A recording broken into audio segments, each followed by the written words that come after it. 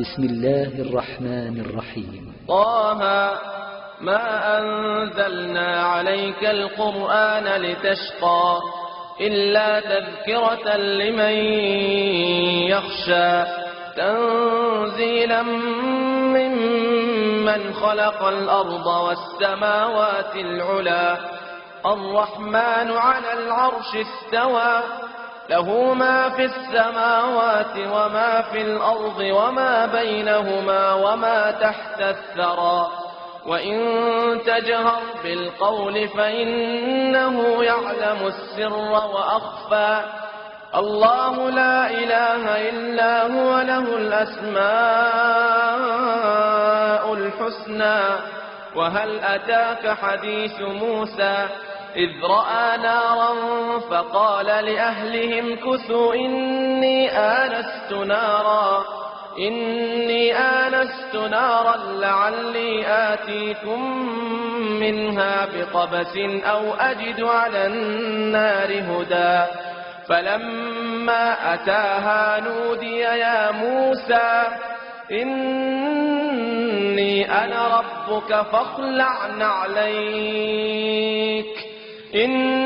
أنا ربك فاخلع نعليك إنك بالواد المقدس طوى وأنا اخترتك فاستمع لما يوحى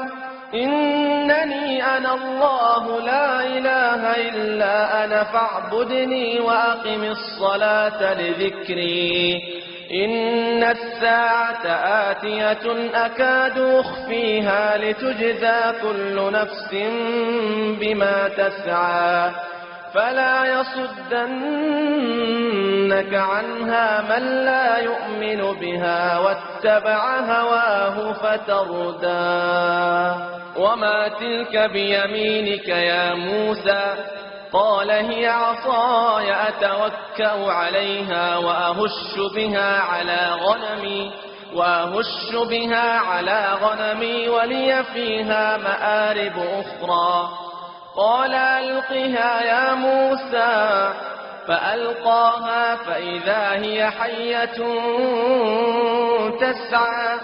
قال خذها ولا تخف سنعيدها سيرتها الأولى واضمم يدك إلى جناحك تخرج بيضاء من غير سوء آية أخرى لنريك من آياتنا الكبرى اذهب إلى فرعون إنه طغى قال رب اشرح لي صدري ويسر لي أمري واحلل عقدة من لساني يفقه قولي واجعل لي وزيرا من أهلي هارون أخي أشدد به أزري وأشركه في أمري كي نسبحك كثيرا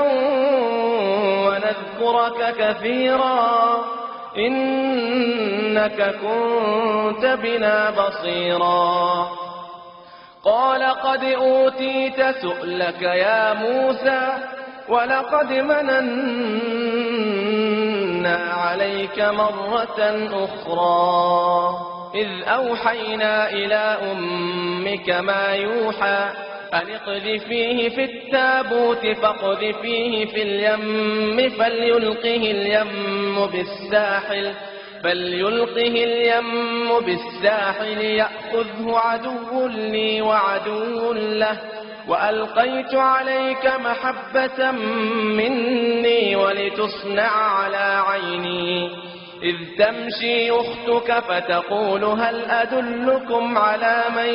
يكفله فرجعناك إلى أمك كي تقر عينها ولا تحزن وقتلت نفسا فنجيناك من الغم وفتناك فتونا فلبثت سنين في أهل مدين ثم جئت على قدري يا موسى واصطنعتك لنفسي اذهب أنت وأخوك بآياتي ولا تنيا في ذكري اذهبا إلى فرعون إنه طغى فقولا له قولا لينا لعله يتذكر أو يخشى. قال